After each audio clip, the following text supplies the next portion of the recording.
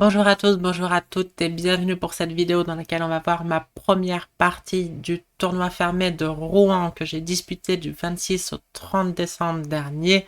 C'est un tournoi fermé composé de 10 joueuses, un tournoi à norme de maître international féminin, c'est-à-dire que sur les 10 joueuses, il y en a qui ont déjà le titre, voire un titre supérieur comme grand maître international féminin ou maître international tout court, et d'autres qui sont des candidates comme moi à la norme. En ce qui me concerne, j'en ai déjà 3 ou plutôt 2,5 et du coup j'en ai encore besoin d'une pour obtenir ce titre tant attendu et ma mission est claire, il faut que je marque 6,5 points sur 9, par exemple 4 victoires, 5 matchs nuls pour obtenir ma dernière norme et donc le titre de maître international féminin. Pour cette première ronde, j'affronte ma camarade de club, Béatrice Belluire, une jeune joueuse de Milello, mais qui prend une année sabbatique dans ses études pour se consacrer uniquement au jeu d'échecs. Et du coup, elle s'entraîne beaucoup, elle progresse beaucoup, elle est très bien préparée. Donc pas du tout une partie facile, d'autant plus que c'est jamais ultra plaisant de jouer des copines. Mais c'est un peu le jeu, c'est un petit milieu. Bref, E4, C6, j'ai décidé pour ce tournoi de faire confiance à mon répertoire, mais le problème c'est que les appareillements étant connus une paire de semaines à l'avance, les joueuses arrivent bien préparées et je risque de me prendre des grosses prépas, mais au moins c'est des positions que je commence à bien connaître. Donc, carreau 4 varanne d'avance, je joue mon C5, cavalier F3, c'est prendre des 4, dame prendre des 4, un coup de plus en plus à la mode que m'ont déjà joué notamment Manon Schipke en partie classique et Maxime Lagarde en blitz, c'est deux parties que j'ai déjà analysées sur la chaîne. Si vous cherchez d'ailleurs un système comme ce C5 au troisième coup d'avant d'avance avec les blancs, regardez du côté de ce dame prend des 4, c'est vraiment ce que les cool kids jouent en ce moment. Donc cavalier C6, dame F4, l'idée des blancs est assez claire, ils veulent se développer ainsi qu'elle C3, fou D3, envoyer un H4 à un moment, et donc la dame est bien placée à l'aile roi, elle ira a priori en G3 si c'est possible. Il faut déjà faire très attention parce que à cause du pion E5, les blancs ont un avantage d'espace à l'aile roi, la position est assez fermée, il n'y a pas de colonne vraiment ouverte, il n'y a pas de diagonale vraiment ouverte. Et du coup, il faudrait pas que on laisse les blancs développer cette initiative avec toutes les pièces qui pointent vers l'aile droite. Donc E6, on peut pas sortir le fou. C'est rare dans la carocane, d'habitude on essaie de sortir le fou avant de jouer E6, mais là on ne peut pas. Et donc cavalier C3, c'est le coup le plus précis, c'est celui que m'avait joué déjà Manon Schipke. Maxime avait joué fou D3, un coup plus ou moins équivalent, mais peut-être un petit peu moins souple, dirons-nous. Et dans les deux cas, il faut faire attention et jouer ce coup surprenant de cavalier B4, on y reviendra. Pour comprendre cavalier B4, on va voir ce qui se passe juste si les noirs se développent un peu naïvement, cavalier E7.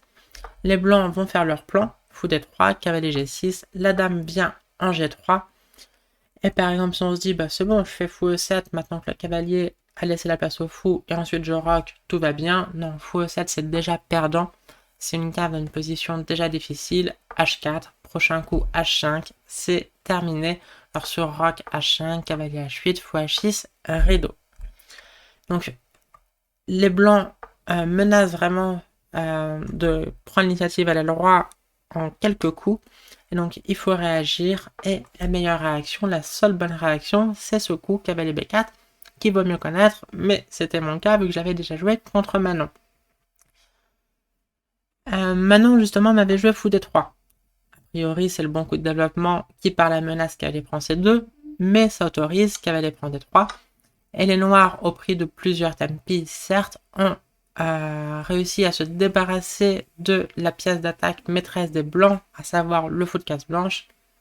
Et du coup, l'attaque est beaucoup moins dangereuse. Cela dit, ça reste chaud. Ma partie s'était poursuivie par cavalier E7, cavalier G5, cavalier F5 et l'intéressant pseudo-sacrifice cavalier prend F7, suivi de G4 avec une position chaotique. Et au bout de bien des péripéties, on avait conclu par le partage du point en finale. Mais sur cavalier B4, Béa m'a joué un coup vraiment trendy, on va dire. Vraiment, déjà Dame prend les 4, c'est à la mode. Le coup Dame D2, c'est la pointe de la mode. Le dernier raffinement. Alors, c'est un coup très surprenant, hein. La dame est mal placée en D2. Elle a déjà joué 3 fois. Donc, c'est une variante très peu académique, mais je vais essayer de vous l'expliquer. L'idée des blancs est claire. Ils veulent jouer A3, fou D3, et avoir ce même schéma avec toutes les pièces excellemment bien placées en direction de l'aile roi, là où leur pion E5 leur donne un avantage d'espace et prend la case du défenseur naturel de l'aile roi, à savoir le cavalier F6. Donc si on se laisse faire, on va être très très mal. Ici, je me rappelais du meilleur coup d'après l'ordinateur, qui est un coup pas simple à expliquer, c'est le coup A6. En fait, on va se prendre à 3 à un moment, le cavalier va devoir revenir en C6, et pour éviter que les blancs puissent se développer comme ils veulent, il faut pouvoir mettre une pression sur le pion E5. Donc le coup A6 va servir, une fois qu'on aura joué cavalier C6, à jouer dame C7 et à mettre cette pression sur le pion E5 sans se prendre cavalier B5. C'est un des premiers avantages à avoir ce pion en A6, on évite cavalier B5. Le deuxième, c'est qu'après cavalier C6, pour mettre la pression sur le pion E5, on peut vouloir jouer F6 à un moment. Ça, c'est possible parce que les blancs n'ont plus le pion en D4. On a fait sauter la base de la chaîne de pions. On s'attaque maintenant à la tête. Et un peu pareil, le pion A6 va servir à éviter des fous B5 qui éliminerait notre attaquant du pion E5. Donc, c'est des raisons un peu obscures pour l'instant. Pour être totalement franche, j'aurais été bien en mal d'expliquer ce coup à 6 pendant la partie. Je me rappelais que c'était le mieux. Et je me rappelais vite fait de 2-3 coups d'une variante. Mais ça, c'est ce que je déconseille de faire à mes élèves, hein, de jouer des coups sans bien pouvoir les expliquer, parce que ça veut dire que c'est pas maîtrisé. Mais bon, faites ce que je dis, pas ce que je fais. Donc sur A6, elle m'a joué à A3, c'est toute l'idée des blancs. Je suis retourné en C6 et donc fou D3 maintenant. Donc typiquement, pour voir l'intérêt du coup A6, sur un coup comme H4 pour éviter le plan cavalier E7, cavalier G6, ici on peut faire deux choses. On peut faire dame C7, merci le coup A6 parce qu'il n'y a pas cavalier B5 qui aurait été problématique, ou on peut faire F6, ce qu'on n'aurait pas forcément pu faire si on avait joué à la place du coup A6 qui peut sembler une perte de temps, un coup comme cavalier E7, du coup on se serait privé de la possibilité de jouer avec F6. Donc le coup A6 est vraiment utile, juste pareil c'est introuvable je pense si on ne connaît pas. Donc j'ai joué cavalier C6, BA m'a joué fou D3, cavalier E7 maintenant, c'est notre schéma de développement, pardon, on va jouer cavalier G6, fou E7 et peut-être petit roc, peut-être pas. Donc par exemple là encore sur H4, on joue dame C7, merci le coup A6, donc elle a joué petit roc. Là Béatrice me blitzait tous les coups, elle était vraiment dans sa prépa, moi je passais à chaque fois un peu de temps pour être sûr de bien me rappeler, mais en gros je me rappelais de A6, cavalier C6, et cette idée cavalier E7, cavalier G6, mais pas plus. Donc cavalier G6, elle m'a blitzé tour 1, fou E7, et elle a pris en G6. Le coup B4 a déjà été joué aussi, notamment par Carissa Yip, la championne américaine. Ici, le bon coup, c'est dame C7, fou B2. Et les blancs ont l'air d'avoir une excellente position, mais c'est pas si facile. Les noirs ont un bon plan. Ici, on va roquer. Et ensuite, on va jouer tour D8 pour jouer D4 et un peu couper l'herbe sous le pied des blancs, en leur empêchant de jouer par exemple un cavalier D4 et de prendre vraiment leurs aises dans cette position où nous on manque clairement d'espace. Le coup D4 va nous en donner un peu. Et ensuite, une fois qu'on a coupé l'action du fou, le pion E5 devient une vraie cible. Et c'est une position compliquée, mais pas du tout ce que Béa avait prévu de jouer. Elle a pris en G6 à tempo, H prend G6 évidemment, et ici le coup dame D3.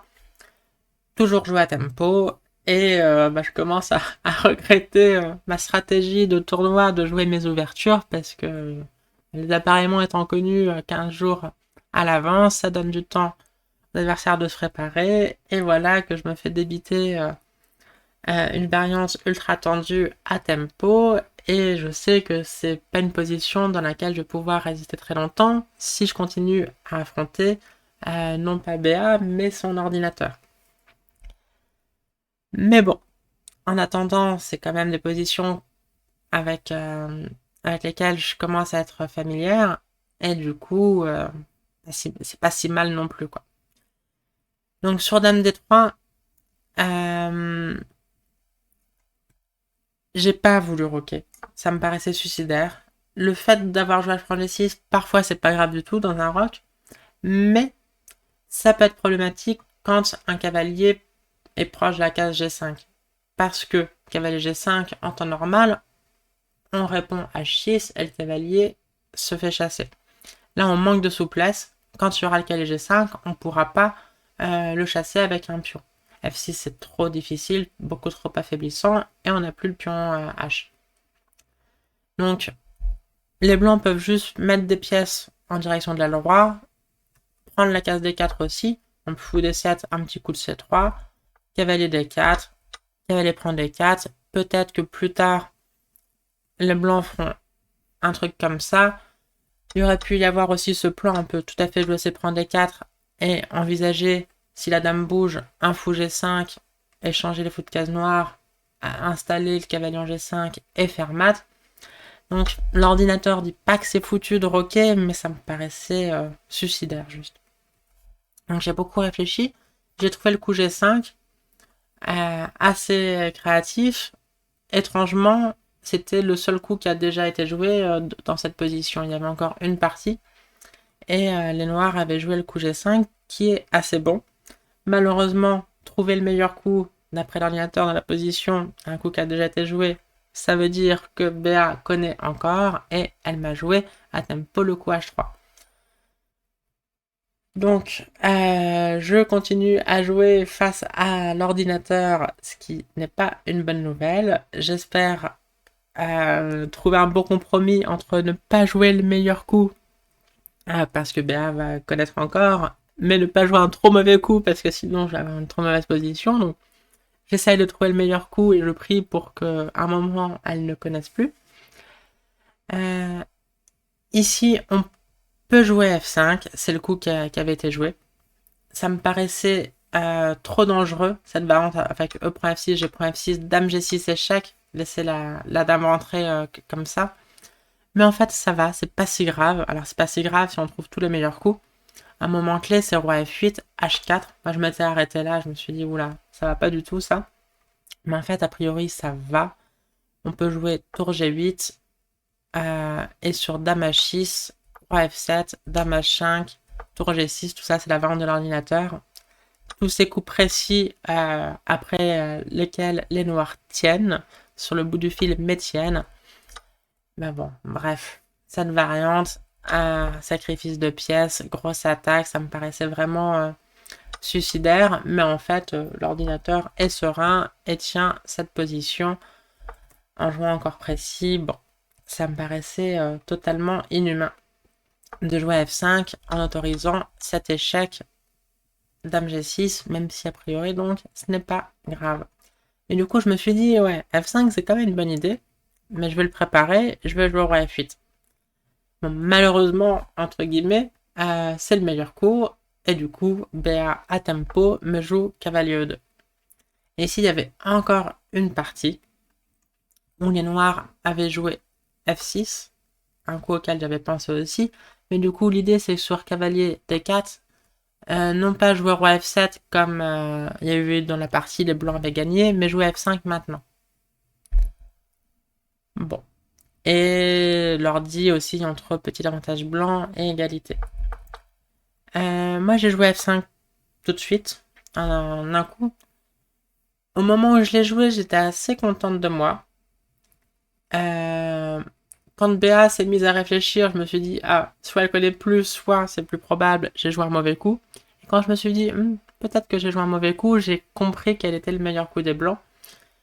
Heureusement pour moi, c'est pas simple. Donc Béa a fini par prendre, ce qui n'est pas le meilleur coup. La bonne idée, c'est de mettre la pression sur ce pion G5, mais pas en jouant Dame 3. Dame 3, c'est pas le plus précis, pour deux raisons. On peut jouer F4 qui va gagner un tempo, mais aussi on peut jouer tour H5. Donc les blancs en fait attaquent juste 3 fois le pion, hein. La menace c'est qu'elle prend G5. On peut pas jouer G4, parce que les blancs peuvent prendre échec et Dame prend G4. C'est un détail qui a son importance. Mais ici on peut défendre le pion, parce qu'il n'y a pas cavalier G3. Sur cavalier G3 attaque la tour, F4 fait une fourchette. Et donc, comprenant ça, je me suis dit, peut-être que Dame D2, en fait, c'est fort. Alors, c'est très bizarre, parce que la dame a déjà joué 5 fois, et il y a eu 2 fois le coup Dame D2, qui est quand même original. Peu de coups avant, les blancs avaient joué Dame D2, D3, donc là, rejoue Dame D3, D2. Mais en attendant, les noirs se sont affaiblis. Maintenant, F4 ne vient plus avec gain de temps et les blancs peuvent casser toute cette structure en jouant H4. Par exemple, G prend H4, dame prend F4, la dame vient en G4 et les noirs ont le roi dans les courants d'air, un mauvais développement et les pièces blanches sont toutes bien placées en face ou en direction de notre roi, ça va pas du tout. Et sur dame D2, il n'y a plus tour H5 parce que maintenant, cavalier G3, il n'y a pas de fourchette, et donc c'est juste gagnant. Alors sur dame D2, l'ordi donne encore roi G8 comme meilleur coup, mais c'est juste avantage blanc. Cavalier prend G5, ça gagne pas un pion parce qu'on peut se venger sur le pion E5, mais ça ouvre la colonne E, cavalier D4, l'ordi donne encore fou prend, prise, et petit coup de dame F6, accepte d'entrer en finale, mais à condition que les blancs nous renforcent le centre. Bon, et ici, l'ordi donne un bon avantage blanc après un simple coup de développement et suggère même le sacrifice positionnel de qualité. Tour prend E5, prise en E5, suivi de cavalier F3. Et les blancs contrôlent toutes les cases noires. Et les noirs sont peut-être perdants, peut-être pas perdants, mais en tout cas, c'est pas une position qui fait envie. Bref, dame D2, heureusement, n'était pas dans le fichier de BA et était difficile à trouver. Et elle a fini par prendre un passant, après quoi j'ai égalisé. Et sur G prend F6, donc les noirs ont le roi au centre, mais on a la paire de fous et un centre de pions. On a 2 pions centraux contre 0 maintenant. Donc si les blancs jouent tranquillement, les noirs vont juste faire E5, et avec la paire de fous et ce centre mobile qui fait face à plus aucun pion blanc, les noirs peuvent être totalement gagnants positionnellement. Par exemple, sur un coup comme B4, ça tout à l'heure pour jouer fou B2 et tout, bon, après 5, vous voyez la jauge, elle s'emballe déjà en faveur des noirs. Le meilleur coup, c'était de comprendre la dangerosité de ce centre et de jouer C4. Et maintenant, si les noirs veulent jouer E5, il faut d'abord prendre. On peut jouer E5 quand même, ça va tout à fait pour les noirs, mais il n'y a plus qu'un pion central, et du coup ça va aussi pour les blancs, parce que sinon il y a quand même le roi en F8, qui est pas terrible. Hein. Mais donc, après je prends F6, BA m'a joué H4, à l'attaque, mais ça suffit pas. E5 menace E4, donc sur H prend G5, on joue E4, il n'y a pas de compensation. Fourchette gagne la pièce et il n'y a pas de compensation. Donc elle m'a joué dame G6. Et ici, l'ordinateur, un peu comme tout à l'heure, suggère le coup tour G8. Autant vous dire que ça me paraissait beaucoup trop dangereux. Il y a une jolie idée qui m'avait totalement échappé. Dame H6 échec, roi F7. Ici, H prend G5 n'est pas bon, parce qu'on peut jouer tour H8, et sur G6 échec, roi G8, cabane. Bizarrement, les blancs n'ont pas de bons coups pour poursuivre leur attaque. La dame est obligée de se replier. Et après fou F5, le pion G6 va tomber et les noirs sont gagnants. Donc du coup, dans cette position-là, après roi F7, il ne faut pas jouer à prend G5. L'ordinateur donne un truc comme ça. Bon.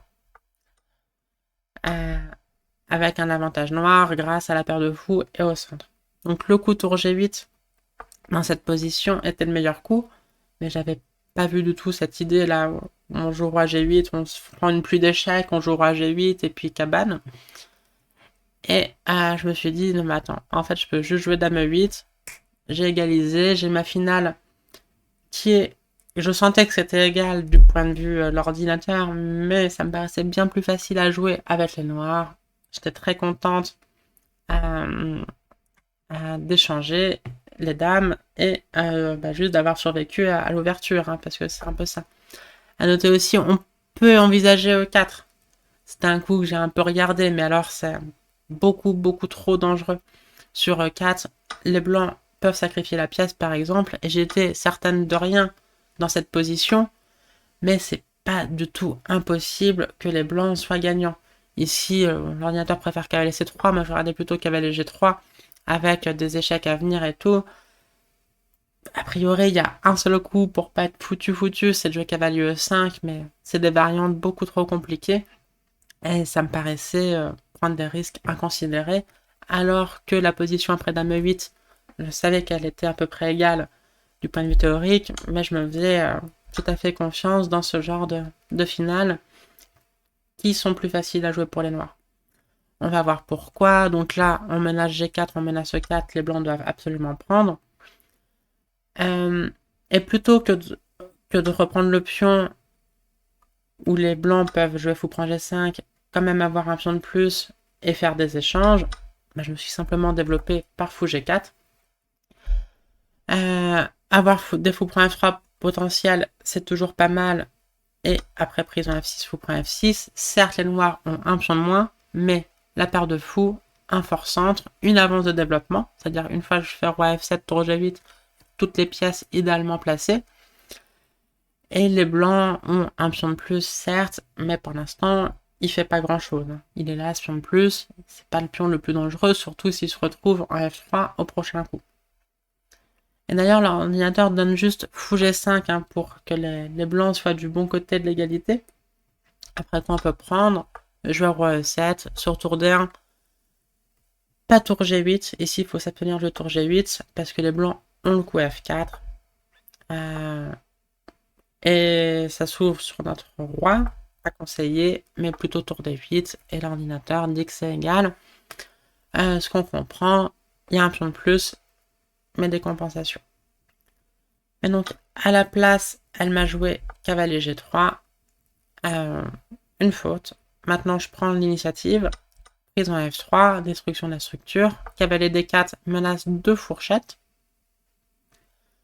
Tour D1, seul coup pour pas perdre une qualité. Et ici, est-ce qu'on prend un F3, est-ce qu'on prend un C2? Eh ben, j'ai préféré laisser le choix à mon adversaire en jouant roi F7, un bon coup. C'est le meilleur coup, à la fois du point de vue de l'ordinateur, mais peut-être encore plus en pratique. C'est-à-dire que si on se décide pour l'une des deux variantes, on force l'adversaire à jouer les meilleurs coups, qui sont très simples de coup. Sur cavalier prend F3, les blancs jouent roi G2. Sur cavalier H4, elle joue roi F1. Très facile à jouer. Et les blancs se sont un peu sortis de leurs ennuis. Pareil sur cavalier prend C2. Bon, on joue tour B1 parce qu'il n'y a pas le choix. Le pion D5 attaque, mettons tour D8. Bon, ici, on peut trouver le coup F4 pour se débarrasser de la faiblesse. Les noirs sont mieux, mais les blancs ont joué des bons coups très faciles. Alors qu'après roi F7, là, c'est très compliqué de savoir s'il faut sauver le pion C2, s'il faut sauver le pion F3, s'il faut essayer de trouver du contre-jeu ou quoi que ce soit. Elle s'est développée par fou C2, donc à noter sur un coup comme C3, on prend. Sur roi F1, on peut faire échec. Sur roi G2, on peut faire échec. Et sur roi F1, on peut protéger. C'est une des idées d'avoir joué roi F7. Maintenant, c'est le roi qui protège le pion. Et du coup, on va avoir la tour peut-être plus active sur la colonne ouverte. Donc, roi F7, elle m'a joué fou D2. J'ai pris un F3. Roi G2. Je garde le cavalier. Je fais E4. Maintenant, il y a même des tableaux de maths qui se profilent. Et d'ailleurs, ce fou A5. Petit échec. Et ici, comment est-ce qu'on crée le réseau de maths? Eh bien, on joue fou D4. Menace un joli mat. Admettons C3. Tour F2. Échec et mat. Toujours assez plaisant. Donc fou E1 pour parer la menace, j'aurais juste pris. J'aurais juste pris parce que sur tour prend fou, on retrouve une fourchette des familles. Et sinon, c'est le point F2 qui tombe. Tour A point F2, fou point F2 échec, fou point G3. Et sur tour point F2 échec, force le roi à se mettre dans une découverte. Jamais bon signe et c'est totalement fini parce qu'en plus, il y a l'autre tour qui peut venir donner le mat. Donc BA était obligé de donner la qualité, mais maintenant le reste est plus qu'une question de technique. Alors ici, on peut prendre en C2, mais j'ai préféré la variante simple, cavalier C6, gagne un tempo, force tour prend D5, roi E6, gagne un tempo. La tour est obligée de continuer à protéger le fou. Ici, je l'ai échangé et je veux faire parler ma qualité de plus. Le principal atout des noirs, c'est cette tour sur la seconde rangée. Et donc j'ai joué E3, avec l'idée sur pion prend E3. Je crois que je voulais d'abord jouer tour D8. On pourrait prendre aussi en C2, mais je voulais d'abord jouer tour D8, menaçant mat. Et sur un coup comme roi E1, maintenant prendre. Et avec le roi coupé sur la première rangée par cette tour sur la seconde, potentiellement les deux tours sur la seconde, c'est totalement gagnant. Il y aura trop de tableaux de maths tout simplement. Donc sur E3, BA a joué tour F5, j'ai joué tour D8, avec des idées de maths, surprise c'est maths. Là je vais roi E2, j'ai pris du pion. Ici sur cavalier F1, je voulais prendre cavalier prend H2, faire un petit coup de tour C8 pour provoquer un affaiblissement, et sur C3, ramener le roi. Et grâce au coup C3, c'est totalement gagnant maintenant. Sur roi prend F2, le roi s'infiltre, et on a gagné tous les pions de l'aile dame. Donc sur pion prend F2, BA m'a joué tour F3, et ici, comment on force le mat de manière directe, et même tout simplement F1, dame, double échec, et sur roi prend, ça serait échec et mat, et donc après F1, dame, BA a abandonné. Voilà, une première partie un peu chaude, vu que je me suis prise une quinzaine de coups de prépa et d'une position assez tendue, mais j'ai pas trop mal réagi.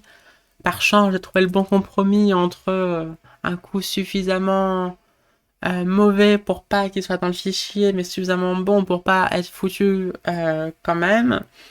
Et sa sortie BA de sa prépa. Peut-être aussi, comme souvent, quand on récite, le premier coup post-prépa est difficile parce que autant l'adversaire est bien dans la partie, autant on n'y est pas encore parce que c'est que de la récitation. Et elle n'a pas très bien réagi dans cette position, certes très complexe. Et du coup, je m'en suis bien sortie. Donc voilà, première partie, première victoire avec les pièces noires. J'en profite pour vous dire que je vais avoir mon opération de féminisation du visage dont j'ai déjà parlé sur cette chaîne le 10 janvier. Donc j'ai essayé d'enregistrer toutes les vidéos à l'avance, mais les sortir au fur et à mesure afin que cette chaîne reste active pendant ma convalescence qui peut durer facilement un mois. Voilà, à très bientôt pour la deuxième partie de ce tournoi. J'espère que cette première vidéo vous a plu. Si c'est le cas, laissez un petit like. Et sur ce, je vous souhaite une belle fin de journée ou une belle fin de soirée. À bientôt, ciao!